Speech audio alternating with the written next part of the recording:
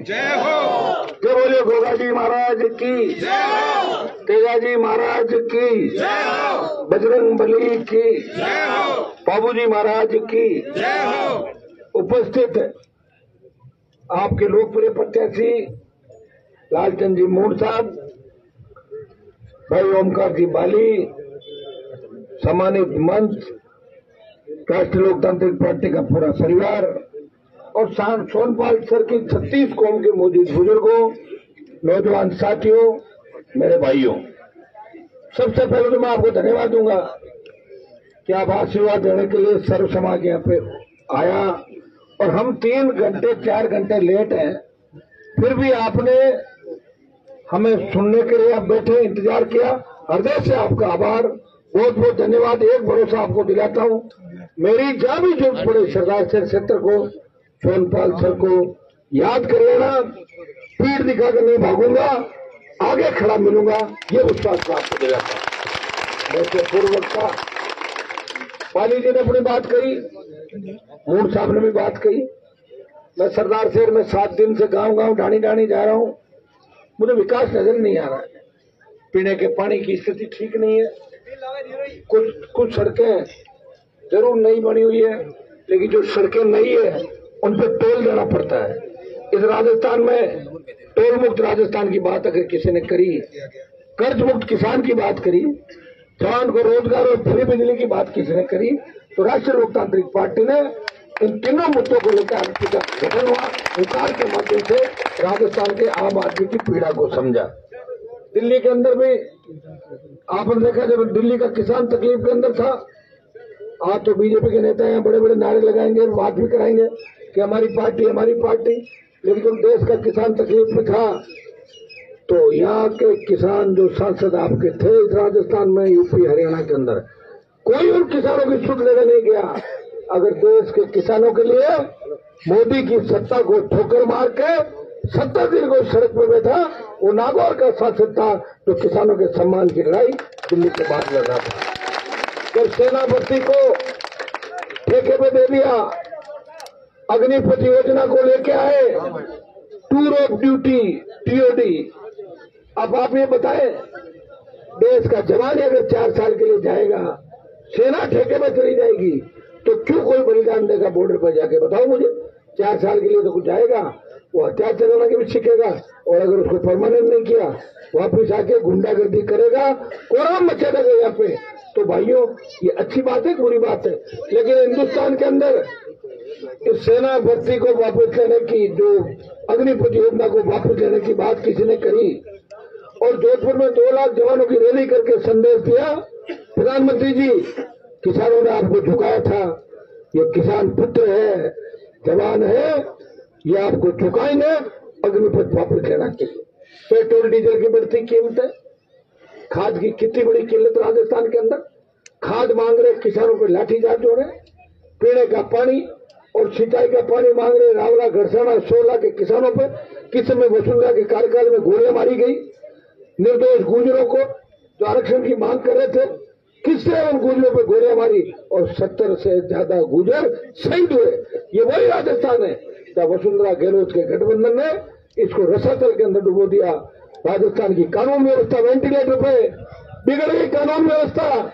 आज राजस्थान पत्रिका लिख रहा था कि 70% से ज्यादा लोग इस अपराध से दुखी है राजस्थान के अंदर। तो भाई, अपराध कौन लाया यहाँ पे? किसकी शासन था पहले?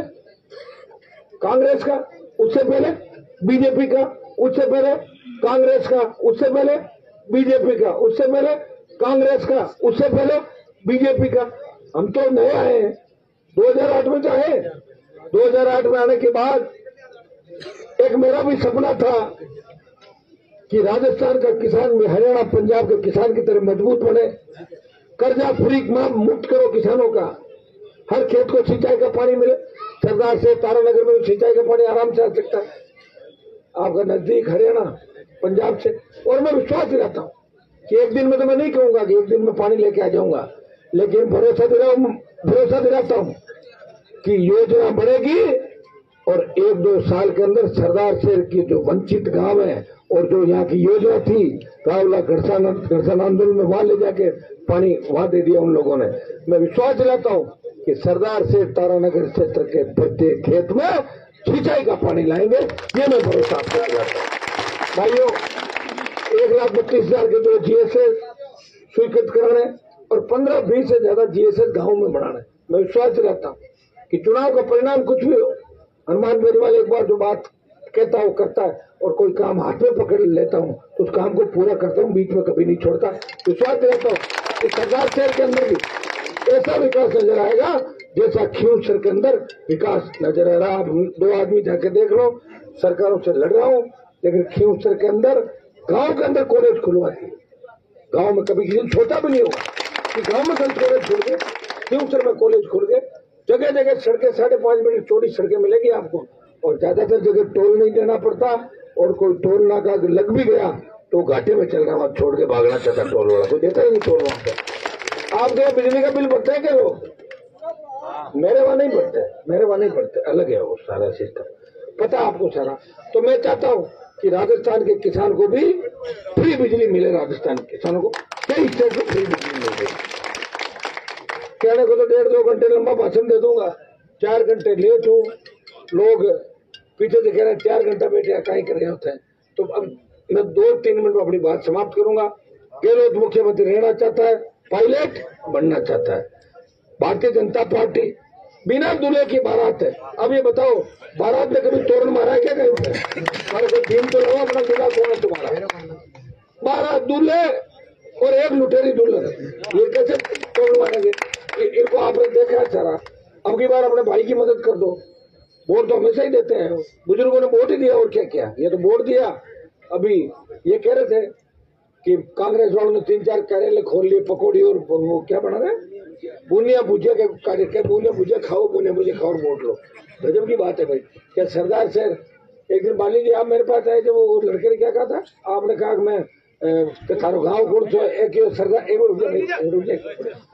तो बाली जी मेरे पास ही बैठे थे, क्यों थे कटा करे बोला बाली जी के मैं सरदार शेर को क्या सर, सरदार शेर के बुनिया भुजिया हो।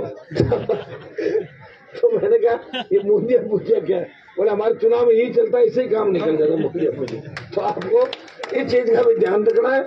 70 साल कांग्रेस बीजेपी को लाए, इस बार जवानों की पार्टी को लाओ, किसान की पार्टी को लाओ। इतना विश्वास दिलाता हूँ कि लालचंद जी के साथ 3 MLA एक MP 4 हम फ्री मिल रहे हैं आपको 1 साल के लिए। खूब काम कराएंगे, कितना नहीं। और इस राजस्थान की सरकार के अंदर जो हालात बने, आपको पता मास्टर जी तो 100 किलो को पसंद नहीं करते थे, कहाँ कर दिए? भवनलाल जी कहाँ पसंद करते थे? ये तो सरकार गिराने के लिए माने से चले गए थे। फिर एक ऑडियो भी आया था इनका कि मैं सीनियर हूँ, थोड़ा मेरा हिसाब ज्यादा। तो मत से तो गहलोत को हटाना चाहते थे, लेकिन गहलोत ने क्या फाइल मंगा ली ना कि आवाज इनकी है, तो गिरफ्तार नहीं किया। तो ड्राइवर को कहा तू पहले यहाँ कर, बाकी के जो थे चालों में आ रही हूँ। सोनिया कहाँ पे जाना था जहाँ पे, और मैं जाऊँ यहाँ के 100 किलो के पेड़ में। बोले मेरे को तो बढ़ता करो, पाँच कांग्रेस में मौत आएगी, अरे पकड़ लेंगे मुझे, गिरफ्तार कर लेंगे। डरते बहुत थे, मामला उठा तो लेते थे लेकिन संभाल नहीं पाते थे। लेकिन सरदार शहर की जनता ने वास्तव में क्या किया क्या नहीं किया, मुझे तो लग रहा है राजस्थान का सबसे सीधा इलाका सरदार शहर लगा मुझे। बहुत अच्छे लोग हैं, सीधे लोग हैं, हर किसी का भरोसा कर लेते हो। अब ये बार 8 महीने के लिए मेरा भरोसा भी करके देखो। और या मुझे किसी ने बताया बंजारा समाज के लोग भी है बंजारा समाज के, तो बंजारा समाज के लिए आंदोलन किसने किया राजस्थान में? मैंने किया। मेरे विधायक को मुकदमे दर्ज हुए और राजस्थान में कानून पास कर दिया कि गोचर के अंदर अगर कोई 50, 100, 150 साल से बैठा है तो कोई हाई कोर्ट का आदेश हो या सुप्रीम कोर्ट का, गोचर में से उनको राजस्थान की सरकार को पट्टे देने, जमीन देने, उनको उजाड़ नहीं सकते। आदेश राजस्थान में करा तो बंजारा आंदोलन के बाद राष्ट्रीय लोकतांत्रिक पार्टी ने हम लोगों ने कराया था। भाइयों, इस राजस्थान में किसी ने मुझे पुकारा, तुरंत में चला गया। आप सोशल मीडिया का अकाउंट देखो, जिद करने को लोग कुछ भी कर रहे हैं जिनको पता नहीं है। जो बात जाने नहीं रतनगढ़ की, वो बात करते दिल्ली की, उसको पता थोड़ी दिल्ली क्या है, रतनगढ़ से बाहर क्या है।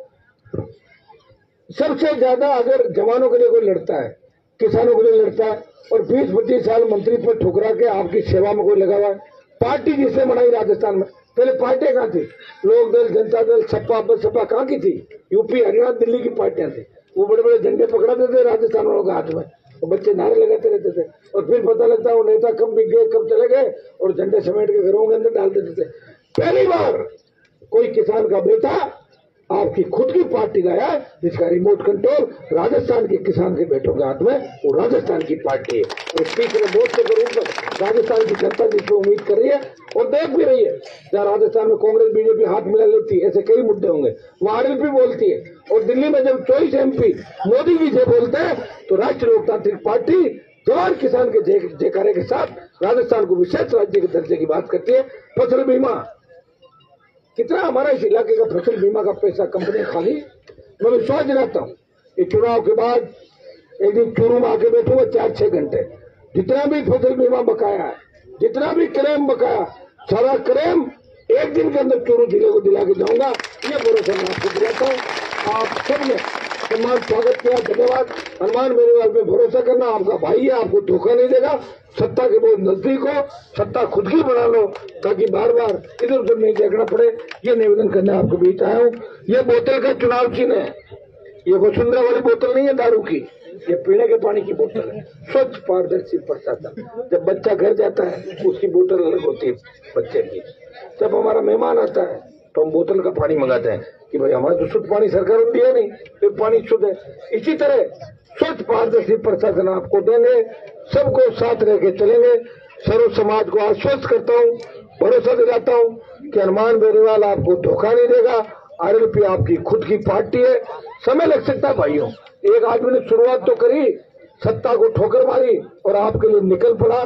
जिस तरह कोई सन्यासी निकल पड़ता है, उसी तरह राजस्थान के नए निर्माण के लिए निकल पड़ा, गांव-गांव, ढाणी-ढाणी, और सत्ता छोड़ के वो सड़कों पर आपके साथ है।